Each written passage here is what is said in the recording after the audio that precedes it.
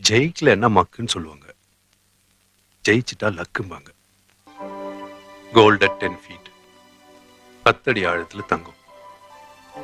பூமியில ஒரு இடத்துல தோண்டினா தங்கம் கிடைக்கும்னு எவனோ ஒருத்தன் சொல்லிட்டான். இவனும் தோண்ட ஆரம்பிச்சான். கல்லு பாறை எல்லாம் தோண்டி கையெல்லாம் கொப்பளிச்சு போச்சு. ஊர்ல எல்லாரும் கேட்டாங்க, என்னடா பண்றேன்னு. சொன்னான்.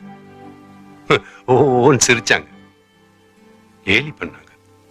ஆனா இவன் நம்பிக்கை விடல. 1 அடி 2 அடி ஆச்சு, 2 அடி 4 அடி ஆச்சு. இவனும் தோன்றதை விடல, ஊர்ல இருக்கிறவங்க கிண்டல் பண்றதையும் நிறுத்தல. போராடி 8 அடி தோண்டிட்டான். வெறும் மண்ணுதான் வந்துச்சு, தங்கம் எதுவும் வரல. வெறுப்புல கடப்பாறையை தூக்கி போட்டு போயிட்டான். ரொம்ப நாள் கழிச்சு அந்த பக்கமா இன்னொருத்தன் வந்தான். என்னடா இது இவ்வளவு பெரிய குழி தோண்டி இருக்குன்னு கேட்டான். ஊர் ஜனங்க சொன்னாங்க, இவன் மறுபடியும் தோண்ட ஆரம்பிச்சான். 8 அடி 9 அடி ஆச்சு, 9 அடி 10 அடி ஆச்சு.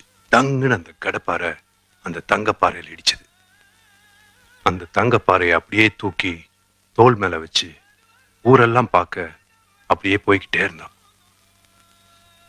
8 அடி தோண்டினவனுக்கு இன்னும் 2 அடி தோன்றணும்னு தோணல பாத்தியா? ஸ்ரீதர்,